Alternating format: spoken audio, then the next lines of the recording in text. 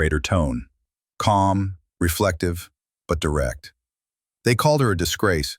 Her own family turned their backs on her, not because she failed, but because she dared to dream differently.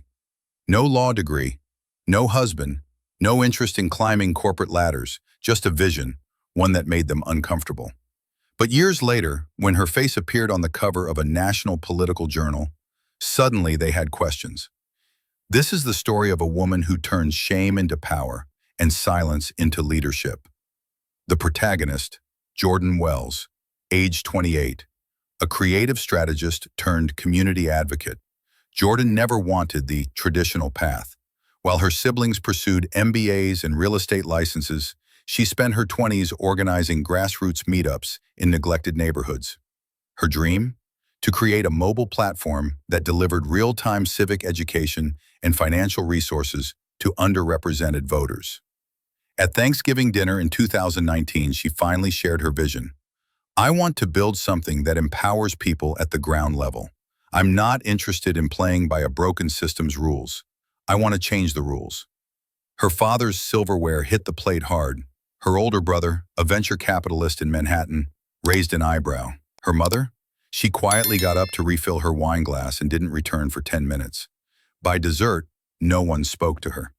2 days later, her aunt called. "Sweetheart, I heard what happened. Maybe keep your head down for a few years, yeah? It's not the time to ruffle feathers." But for Jordan, there was no going back. The silence wasn't a warning, it was a spark. The rejection didn't hurt because it was unexpected. It hurt because it was total. In January 2020, Jordan moved out of her family's shared duplex. She rented a studio above a hardware store in a struggling Detroit neighborhood.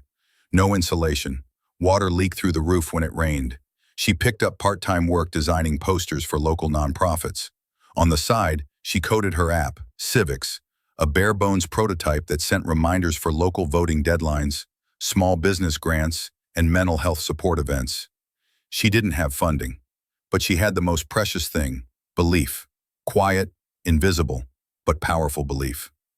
One night, freezing and exhausted, she scribbled on a notepad, "The system doesn't serve us because it was never built for us, so I'm building my own." That became her app's opening line. 6 months later, Civics was adopted by 3 grassroots organizations in Michigan. Nothing fancy, just a few hundred downloads and a word-of-mouth chain. But it helped a young mother named Alicia secure emergency rent relief. It helped an ex-military veteran in Grand Rapids find a mental health support group. And it helped a 19-year-old student show up to vote for the first time. Not for a president, but for a city council candidate who actually lived in his neighborhood. Jordan didn't need a viral moment. Her work was a quiet tide, rising steadily. Despite the small wins, the family saw only the surface. Her cousin's engagement party came and went, no invite. Her brother's LinkedIn post? A jab disguised as praise. Some people chase purpose over profit, and I guess that's brave in a way. At first she cried, but then she laughed. Because the system that taught them to worship applause would never understand the joy of impact. She didn't know it yet, but Civics would soon be featured on a local news segment. She'd meet a city councilwoman who believed in her. And one day, she'd be called in, not to pitch, but to advise. All of that, it begins next. A community reporter from Channel 7, covering a block cleanup in Detroit, spotted Jordan handing out flyers. She wasn't dressed for TV, her hair was pulled back, hoodie covered in dust. But she had a calm, articulate way of explaining civics. Clear, simple, urgent. 2 minutes, that's all it took. The reporter aired the clip during the evening segment, under the title, "Local App Helps Residents Reclaim Their Voice." The next morning, Jordan woke up to 142 new emails. Among them, a city councilwoman named Maribel Harris. Subject line, "We should talk. What you're doing is what we need." Maribel was the first elected official to take Jordan seriously. Not just as a motivated youth, but as a strategic partner. "I see too many people sitting in meetings talking change. You're actually building it," Maribel said over coffee. She introduced Jordan to district liaisons, connected her with local nonprofits, even helped her pitch to a community grant panel. Civics evolved. It added live chat options, direct links to city permit applications, even a visual map of open polling sites. But more than the app, People started knowing Jordan by name. "Oh, you're the girl from the Channel 7 story. Come. My cousin got food assistance thanks to your app. Come. You should run for office one day. Come." She always smiled politely, but inside, a seed had been planted. When her father finally called, it wasn't to apologize, it was to ask her to tone it down. "You've made your point, Jordy. Just don't burn bridges. You're still part of this family." But he didn't ask how she was doing. He didn't mention civics. Her mother sent her a birthday card, no note, just a check inside. She didn't cash it. Jordan found a chosen family and people who understood the struggle of building something from the ground up. A barber named Kev, who let her host app workshops in his shop after hours. A retired librarian, Mrs. Tran, who helped her write grant proposals. Even a teenager named Elijah, who used the app to organize a youth voter rally and became her unpaid intern. They didn't care about pedigree, they cared about results. And results were starting to show. One email changed everything. Subject: keynote panel invitation, rising innovators in civic tech, event, National Civic Impact Summit in Washington, D.C. They wanted Jordan to speak, to share how civics was empowering underserved communities. It was a long way from the hardware store studio. She didn't have a blazer or a portfolio. But she had a story, and that mattered more. At the summit, she stepped onto the stage in her signature black turtleneck and jeans. Next to her sat Ivy League professors, corporate CEOs, former senators. She wasn't intimidated. "I wasn't trained for this, no political science degree, no fancy internship. I just got tired of watching people around me suffer from systems that weren't designed for them." The crowd erupted. That speech would later be clipped and shared on Twitter. It hit 1.2 million views in 4 days. Civics downloads tripled. But more importantly, doors opened. After the summit, she was invited to a closed-door dinner with civic leaders and campaign advisors. She almost didn't go, but over red wine and roasted chicken, someone asked, "Jordan, you've built solutions, empowered thousands. Have you ever thought about running?" She froze. Until that moment, she hadn't let herself imagine it. Not seriously, but the question lingered. Back home a week later, her phone rang. It was her brother. Not a text, a call. "Hey, I saw your video on LinkedIn. You're really doing something out there." It wasn't an apology, but it was something. Progress isn't always applause. Sometimes it's less resistance than yesterday. Jordan had spent 3 years building change from the outside. But now, people were asking her to step inside the system. To run, to serve, to represent. She wasn't sure if she was ready, but she was finally starting to believe it might be possible. Jordan didn't jump into politics overnight. For weeks after that dinner party, she wrestled with the idea. She had spent years working around the system. Why walk into it now? But one night, a mother named Shonda messaged her through the Civics app. "Because of you, I fought my eviction. I won. But now they're rewriting the housing policy, and we need someone in there who gets it." Jordan stared at that message for over an hour. That was the moment. She said yes, not just to running, but to representing people like Shonda. Running for city council wasn't glamorous. It meant filing paperwork at 6 a.m., knocking on hundreds of doors, and trying to smile through rain-soaked canvassing. She had no political machine, just a small team of volunteers, most of them app users, activists, neighbors. Her slogan wasn't fancy. Listen, build, repeat. Simple, honest, hers. Design. Her opponents mocked her lack of credentials. "She's just a tech girl," one opponent said on local radio. "Where's her law degree?" But that only fueled her more. During a televised candidate forum, Jordan was asked, "What makes you think you're qualified to lead?" She paused, smiled.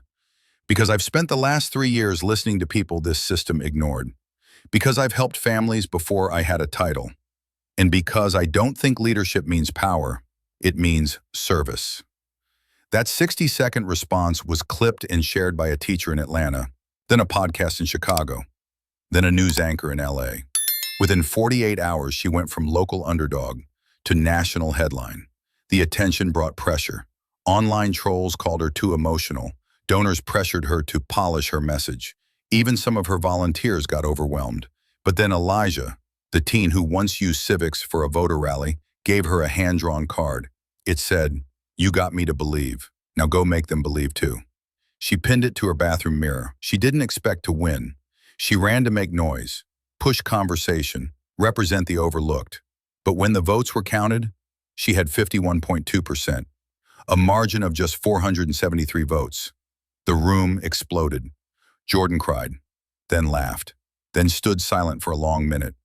She wasn't just a community builder anymore. She was now Councilwoman Jordan Wells. Her first day at City Hall was surreal.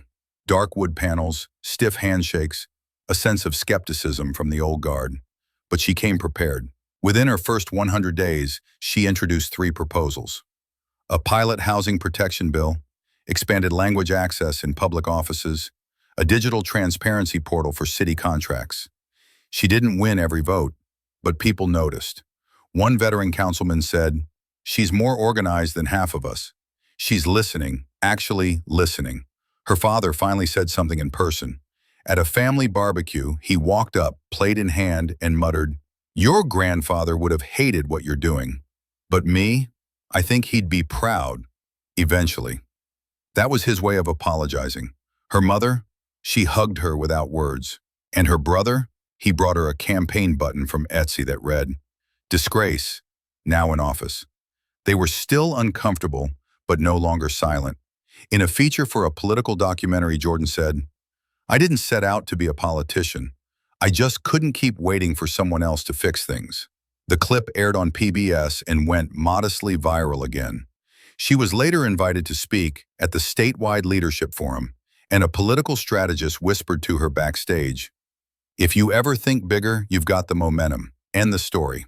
Jordan smiled but said nothing. She wasn't chasing glory, she was chasing impact. Jordan had made the leap from disgrace to decision maker. But now came the hard part, holding on to integrity while navigating a system built to wear people down. Could she keep serving without losing herself? Jordan Wells was now an elected official.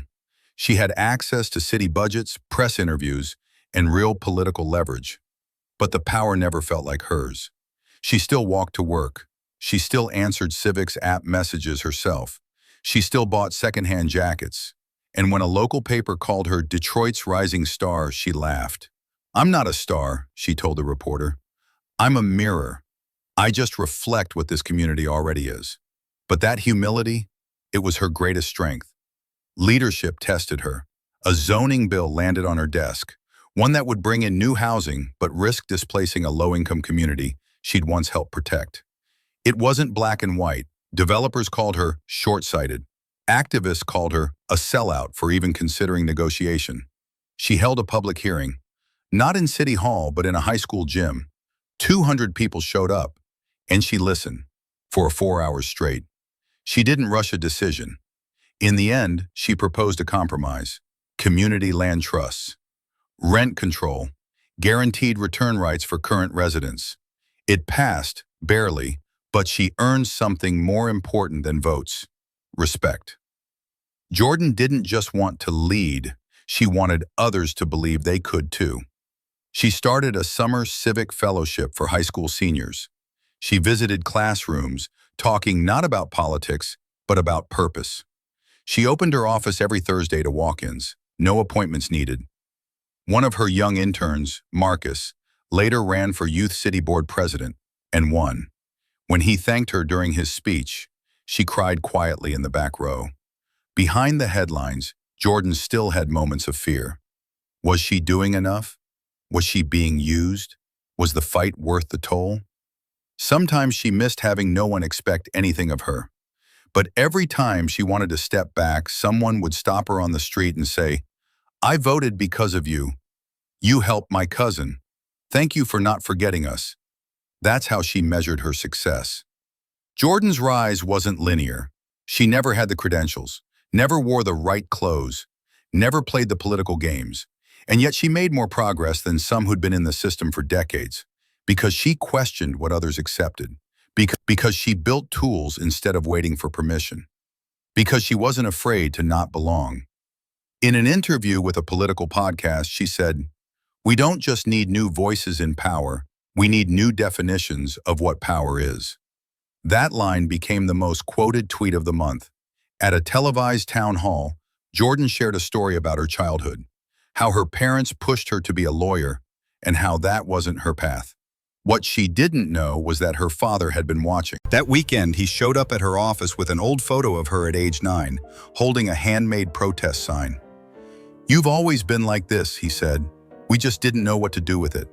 They didn't say much else, but they didn't need to. Healing had already begun. Jordan had transformed from outcast to changemaker. But politics isn't a destination, it's a responsibility. Now the choices ahead were even bigger. New bills, higher offices, greater risk. The question wasn't, could she do it? It was, what would she choose next? It was a quiet Tuesday when the call came. A U.S. Senator's office had been watching Jordan's work, from civics to council reforms. They wanted her to consider a run for state office. The seat was opening. The timing was right. The polling looked promising. She didn't say yes. She didn't say no. Instead, she took a long walk past the murals she'd helped fund, painted on the same wall where her first civics flyers had been taped. Jordan wrestled with doubt. Could she handle the national scrutiny? Could she stay honest in a bigger, messier game? Would she lose herself? She called Councilwoman Harris for advice. "You'll always question your readiness," Maribel said. "But ask yourself, would you trust the job to someone else more than you trust it to yourself?" That hit hard. That Sunday, Jordan hosted a family dinner. For the first time in years. No campaign banners, no speeches, just rice, roast chicken, and homemade cornbread. Midway through the meal, her brother raised a glass.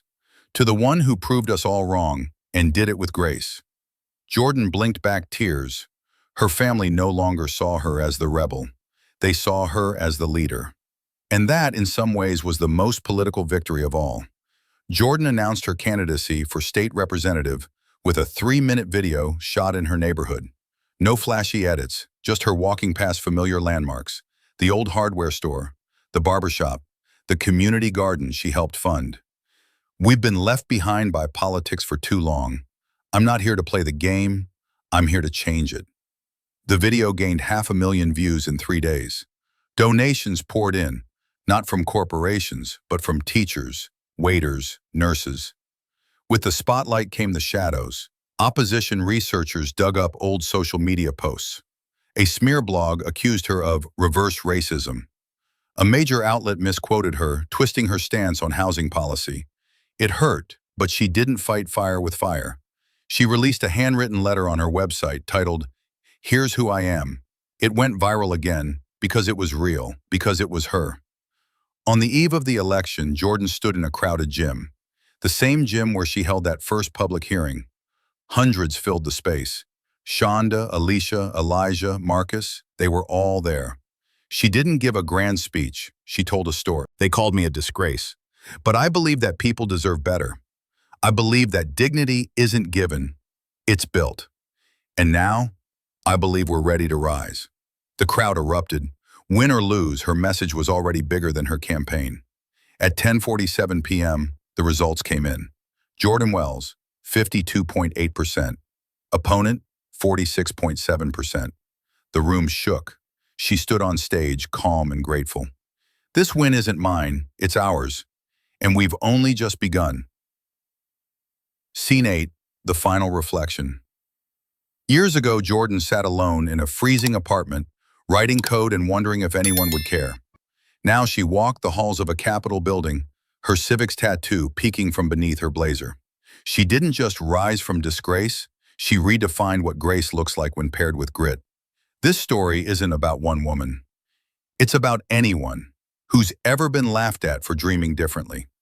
Anyone who's been told they don't belong. Anyone who's ever been left out, but still showed up. You don't need permission to lead. You don't need applause to matter. And you sure don't need approval to build something real. If this story moved you, hit like, subscribe to hear more stories of everyday heroes, and drop a comment. What's one risk you took that changed your life forever?